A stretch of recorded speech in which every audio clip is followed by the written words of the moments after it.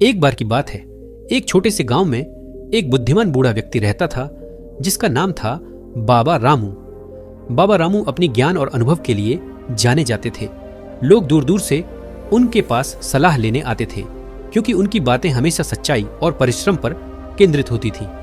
उनका कहना था, सच्चाई और मेहनत से बढ़कर कुछ नहीं। गांव में एक युवा लड़का था जिसका नाम मोहन था। मोहन को अपने जीवन में जल्दी से सफल होना था। वह हमेशा किसी भी काम में आलसी और लापरवाह रहता था। उसने कई बार बाबा रामू से सलाह ली, लेकिन उसे हमेशा कुछ चमत्कारिक और जल्दी सफलता चाहिए थी। एक दिन गांव के कुछ बुजुर्गों ने बताया कि जंगल में एक सुनहरी मुर्गी है जो हर दिन एक सुनहरा अंडा देती है। इस खबर ने मोहन का ध्यान आकर्षित किया।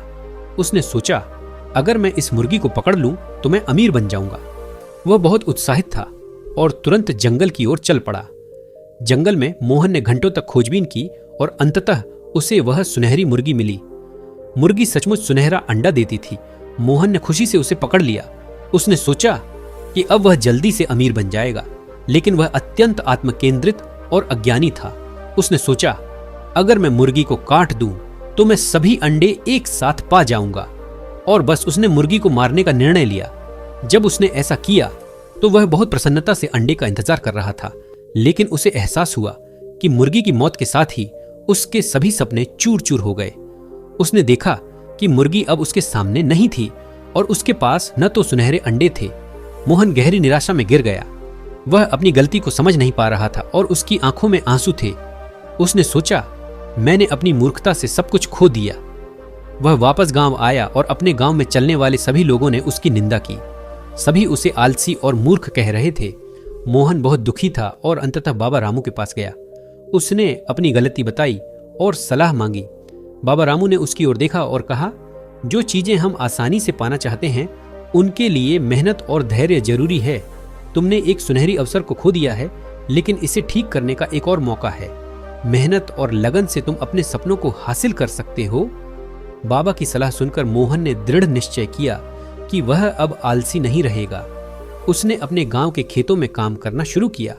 हर दिन सुबह उठकर वह खेतों में श्रम करने लगा। उसने अपने गांव के लोगों से सीखा कि कैसे फसल उगाई जाती है और कैसे उन्हें अच्छे से संभालना चाहिए। धीरे धीरे उसकी मेहनत रंग लाई।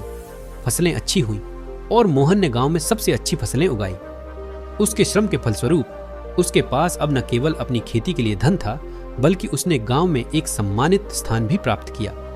मोहन ने अपने अनुभव से सीखा कि धैर्य और मेहनत ही जीवन में सच्ची सफलता लाते हैं।